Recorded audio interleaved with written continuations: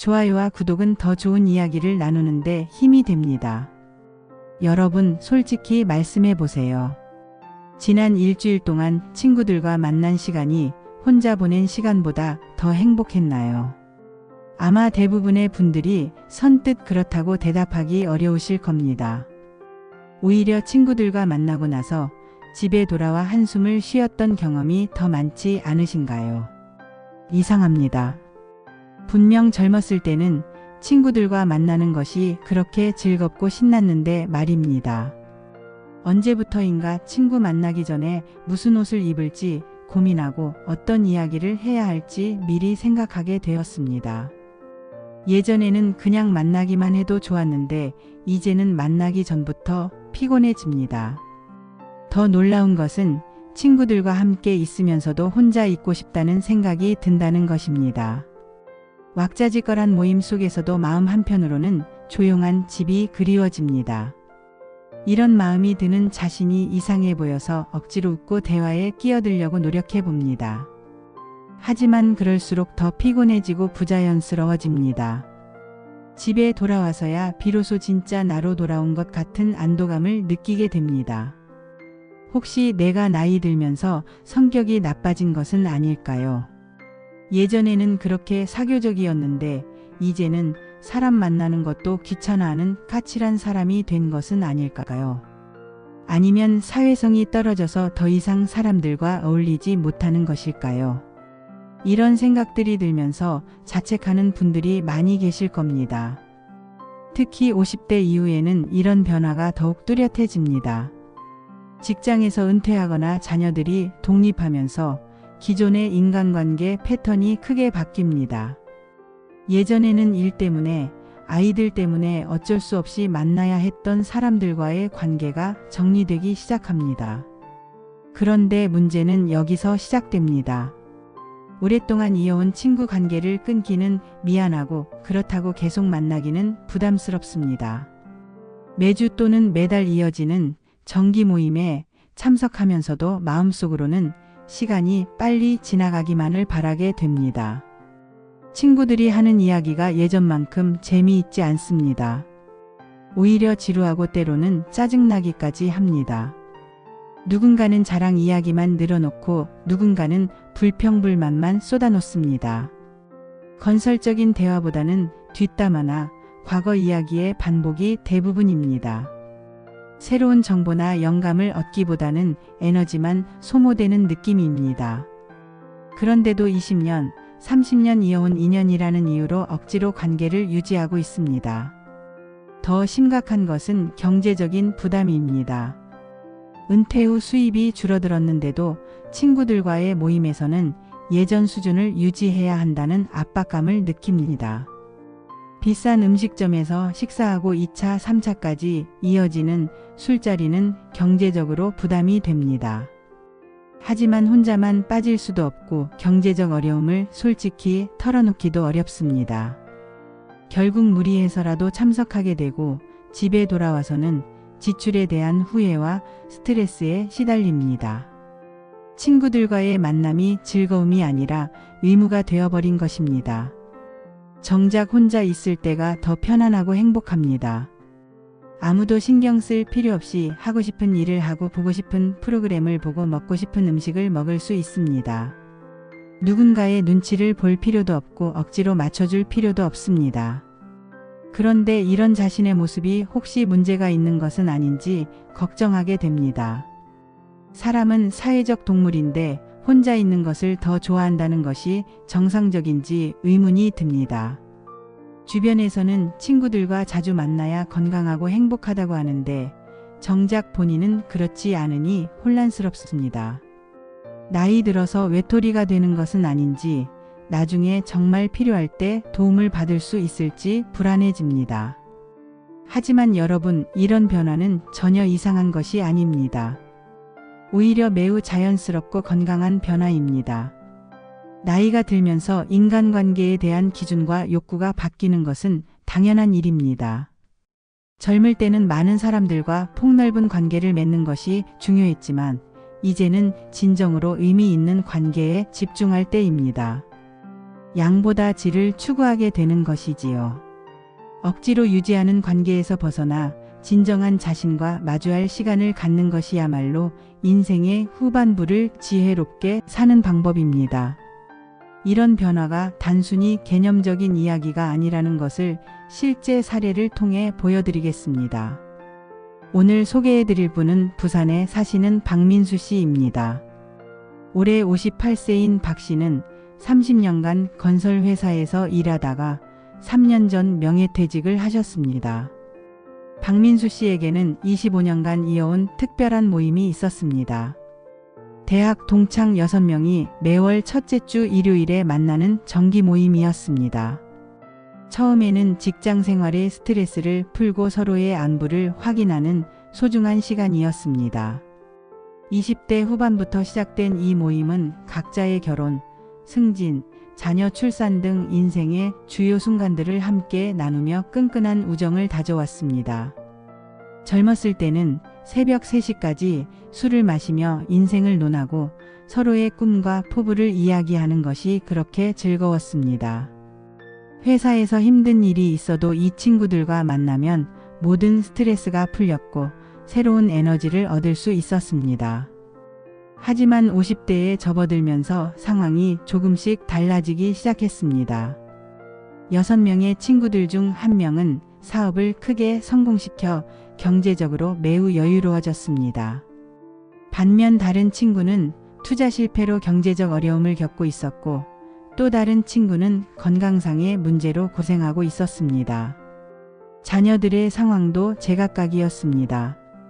어떤 친구의 자녀는 의대에 진학해서 자랑스럽게 이야기할 거리가 많았지만 어떤 친구의 자녀는 대학 졸업 후에도 취업을 못해서 고민이 깊었습니다. 박민수 씨 자신도 명예퇴직 후 재취업이 쉽지 않아 경제적으로 예전만큼 여유롭지 않았습니다. 그런데도 친구들과의 모임에서는 예전과 같은 수준을 유지해야 한다는 부담감이 있었습니다.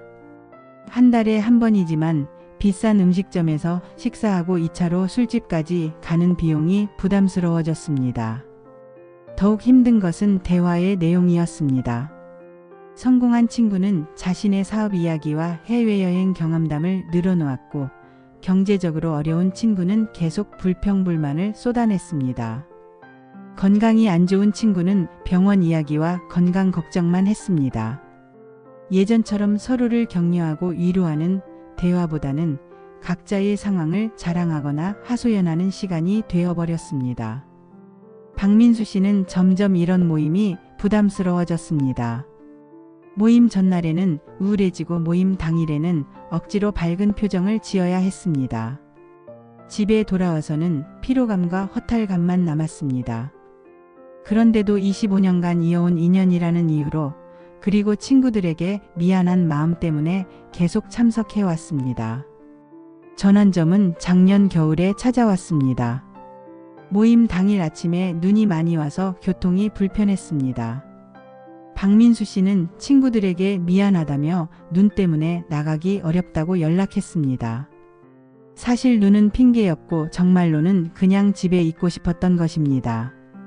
그날 박민수 씨는 오랜만에 온종일 집에서 혼자 시간을 보냈습니다. 아침에는 밀린 독서를 하고 오후에는 좋아하는 클래식 음악을 들으며 차를 마셨습니다. 저녁에는 아내와 함께 조용히 집에서 식사를 하면서 일상의 소소한 이야기를 나눴습니다. 오랜만에 마음의 평온을 느꼈습니다. 아무에게도 신경 쓰지 않고 오로지 자신을 위한 시간을 보낸 것이 이렇게 행복할 줄 몰랐습니다. 핸드폰을 확인해 보니 친구들이 단체 채팅방에 모임 사진을 올리고 안부를 묻는 메시지들이 있었습니다. 예전 같았으면 못 간 것에 대해 미안함과 아쉬움을 느꼈을 텐데 이상하게도 별다른 감정이 들지 않았습니다. 오히려 안 간 것에 대한 안도감이 더 컸습니다. 다음 달 모임이 다가오자 박민수 씨는 또다시 고민에 빠졌습니다. 지난달처럼 또 빠질 수는 없고 그렇다고 가고 싶지도 않았습니다. 결국 참석은 했지만 예전처럼 적극적으로 대화에 참여하지 못했습니다. 친구들의 이야기가 귀에 들어오지 않았고 시간이 빨리 지나가기만을 바랐습니다. 집에 돌아온 후 아내에게 이런 마음을 털어놓았습니다. 아내는 의외로 이해한다는 반응을 보였습니다.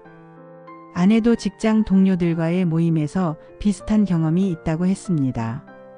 예전처럼 즐겁지 않고 오히려 스트레스만 받는다는 것이었습니다. 그 대화를 통해 박민수 씨는 자신만의 문제가 아니라는 것을 깨달았습니다. 몇 달 후 박민수 씨는 용기를 내어 정기 모임을 잠시 쉬겠다고 친구들에게 말했습니다. 개인적인 사정으로 당분간 참석하기 어렵다고 정중하게 전했습니다. 친구들은 아쉬워했지만 이해한다며 언제든 연락하라고 했습니다. 정기 모임을 그만둔 후 박민수 씨의 생활은 확실히 달라졌습니다. 매월 첫째 주 일요일이 더 이상 부담스럽지 않았고 그 시간을 온전히 자신을 위해 사용할 수 있게 되었습니다. 박민수 씨의 이야기에서 우리는 중요한 교훈을 얻을 수 있습니다. 첫째, 나이가 들면서 인간관계에 대한 욕구와 기준이 변하는 것은 매우 자연스러운 현상이라는 것입니다.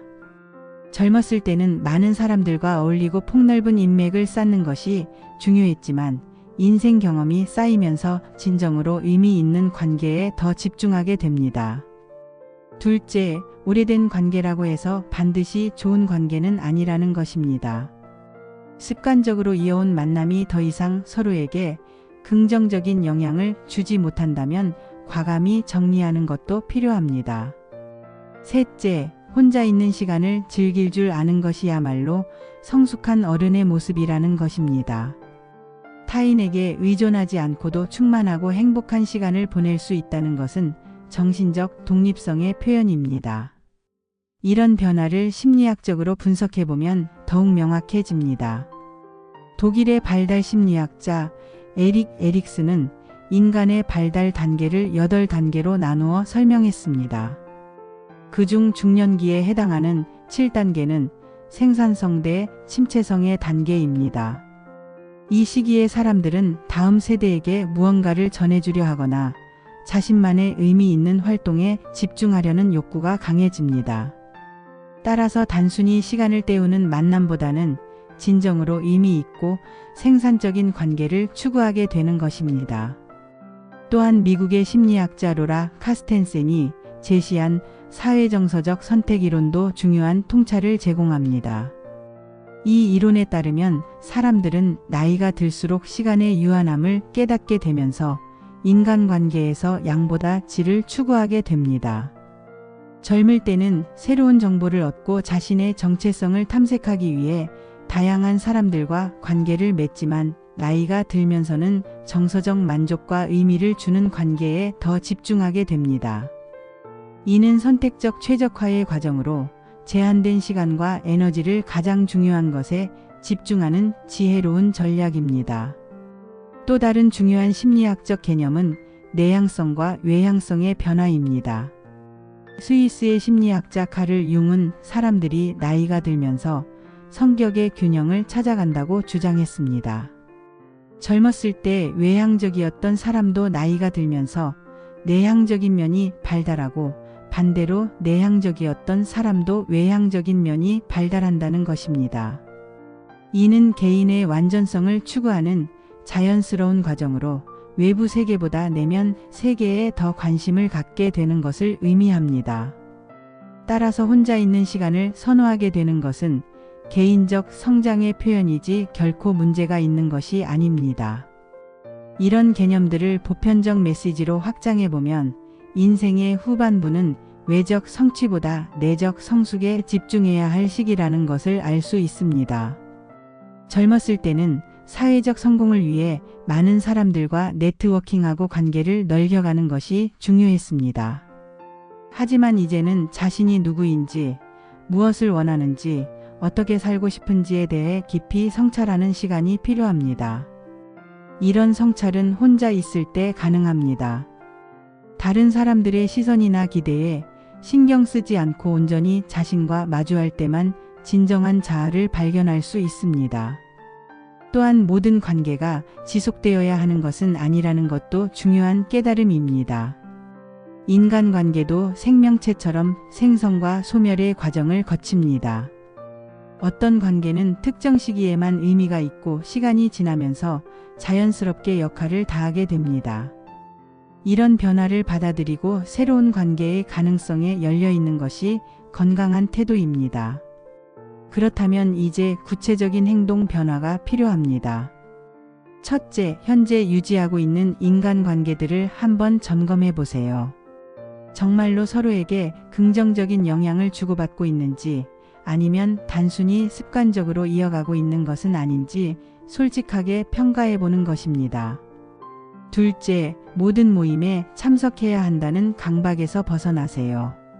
때로는 모임을 빠지고 그 시간을 자신을 위해 사용하는 용기가 필요합니다. 셋째, 혼자 있는 시간에 대한 인식을 바꿔보세요. 외로운 시간이 아니라 자신과 만나는 소중한 시간으로 받아들이는 것입니다. 넷째, 새로운 관계의 가능성에 열려 있으세요. 같은 관심사나 가치관을 가진 사람들과의 만남을 통해 더 의미 있는 관계를 만들어갈 수 있습니다. 이런 변화는 하루아침에 이루어지지 않습니다. 오랫동안 유지해온 패턴을 바꾸는 것은 쉽지 않은 일입니다.